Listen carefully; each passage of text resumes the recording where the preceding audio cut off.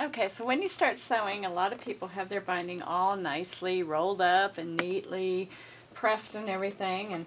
And the best place for your binding is to take your right shoulder, if you're right-handed, and just throw it over your shoulder so it's out of your way. And then you'll start stitching your binding in place.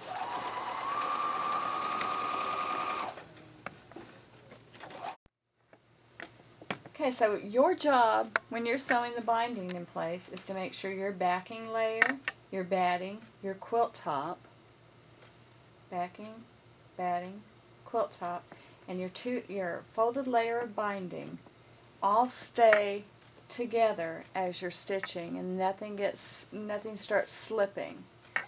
So I recommend sew about 5 inches, stop, check, make sure everything's lined up. Stop, the needle down keeps everything in place. Backing, batting, binding, top, everything in place, and away I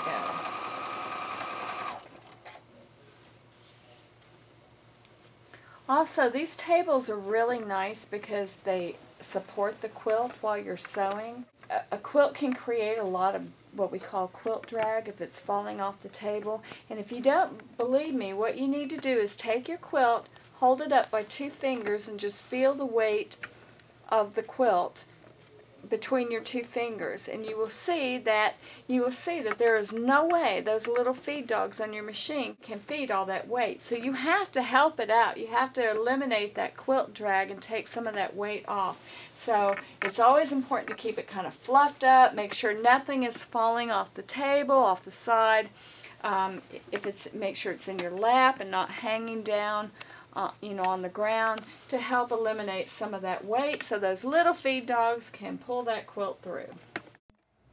Okay, we're almost up to the corner, so we're going to sew right to the edge of the corner. Always make sure all 4, your backing, your batting, your top, your binding, it's all together at the corner. Now remember that little line I showed you on the presser foot, or the 1/4 inch away? I'm going to sew where that line is right up to the edge of the fabric. Now sew slowly.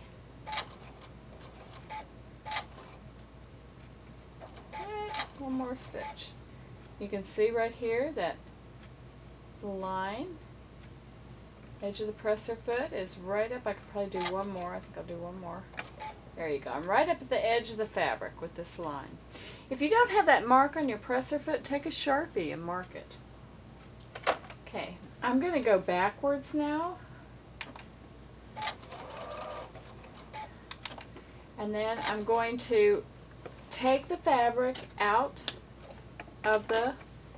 from under the presser foot, and I'm going to physically turn the corner. Now I have the binding that I just sewed going along the top. I have my raw edge on the right hand side.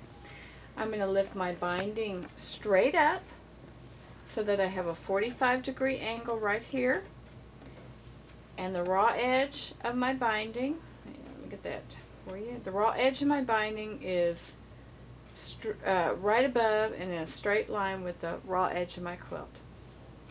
I'm going to fold that binding back down over that 45-degree triangle. Now the fold of my binding is at the top, and I have raw edges on the side. I'm going to put that back under my presser foot, and I'm going to sew.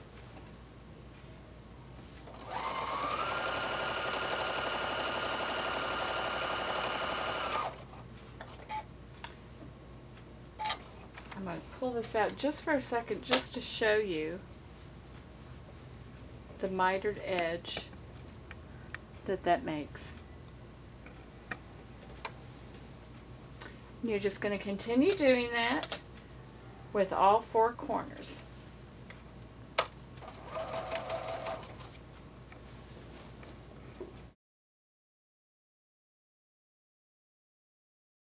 Okay, now we're going to talk about how we join these 2 ends so that it all looks nice and professional. So first I'm going to do is I'm going to remove this pin where this is my pin for me to stop, to remind myself to stop. So I'm going to take that out. And the first thing I want to do is I want to find more or less the middle of the space between my start point and my end point. It doesn't have to be precise, just kind of guess where the middle is. And I'm going to say that's my guess for the middle. Now, my binding is 2.5 inches wide. So what I'm going to do is I'm going to divide that number in half. 2.5 divided by 2 is 1 1/4. Here is my starting strip. I'm going to just lay it down so it is flush with the edge of my quilt. I like to keep my pen sticking out to the side so I can find it easily. I'm going to find the 1 1/4 inch line. Here's 1 inch, here's 1/4, right here on my marking ruler. I'm going to lay that 1/4 inch right here on top of my pen, and then because I have this nice straight edge, I'm going to draw my marking line right there.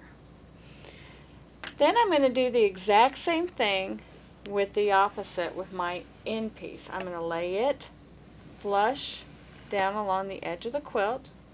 I'm going to turn my ruler around so that I have that 1 1/4 inch line, and I'm going to mark it. Okay, cut for just a second. Okay. So now what I'm going to do is I've got a line marked here and I have a line marked here. I'm going to take some scissors and I'm going to cut right on those lines.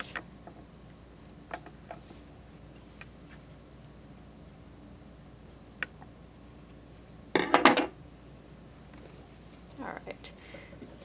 So now this space from here to here is 2.5 inches wide. Now, the next thing I'm going to do, it's real hard for me to join these two pieces with a mitered edge because they barely match, they barely meet up. But because I left 14 inches of space, I have all this extra space I can work with. So what I'm going to do is I'm going to bring my quilt up, I'm going to make a big old pleat in it. I'm going to take that pin out of the middle because I don't need it anymore. There you go. So that it's pleated together. Now you can see I can really join these tails together. It's a lot easier. I have a lot more give and take. Alright, so how do I do that?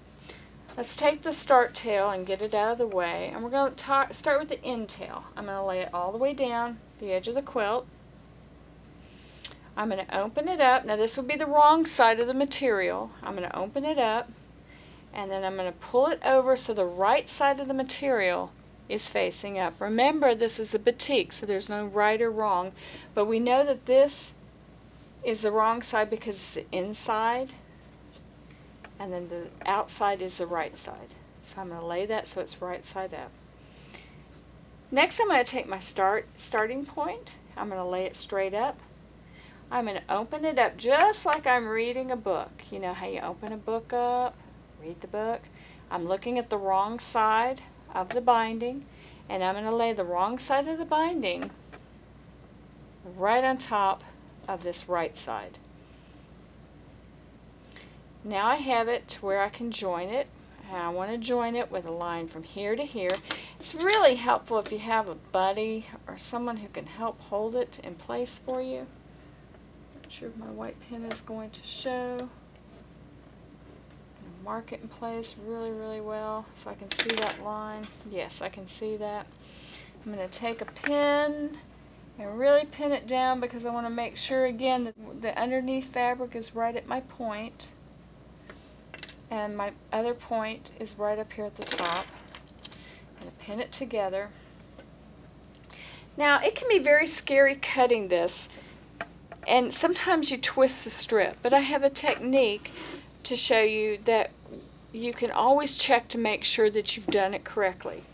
I've got this line drawn. I'm going to put a couple pins right there on that line to simulate stitching. Now I'm going to unfold it right there on that line, just like I sewed it together, and I can look at it. if I had this nice continual folded edge, I know I've done it right. I can go ahead and sew it. I don't have to worry about, did I do it right? Let me show you what it looks like if you accidentally twist it. It's easy to do sometimes. People twist it, particularly if you're working with batiks. Let's see.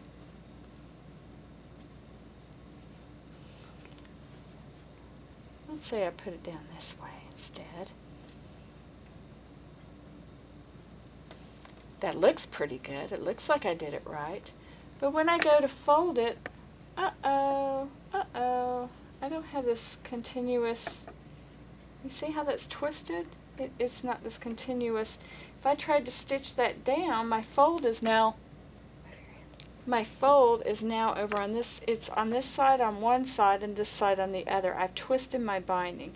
So it's pretty evident that you can pretty easily tell when you've done it incorrectly if you pin it and test it. Okay, so the top layer gets laid down. Open it up.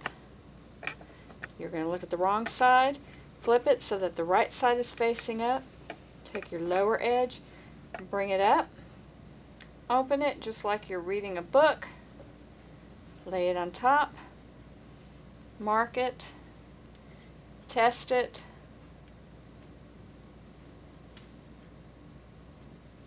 A couple pins here just to test it. Test it. My fold is continual all the way down from here all the way down, one long fold, and now I can sew that in place. Alright, after you've sewn your strips together, take your scissors, cut the triangle off, and then you're going to unpin your pleat. And look at that. Look at how that fits perfectly. Now we're going to take it back to the sewing machine and we're going to stitch it all the way down in place. Voila! Okay, after you finish sewing all your binding on, you'll want to take a hot iron and press your binding strips outward. Don't worry about the corners. They don't press out very well. This will make it a lot easier when you fold it over to the back to hand sew it.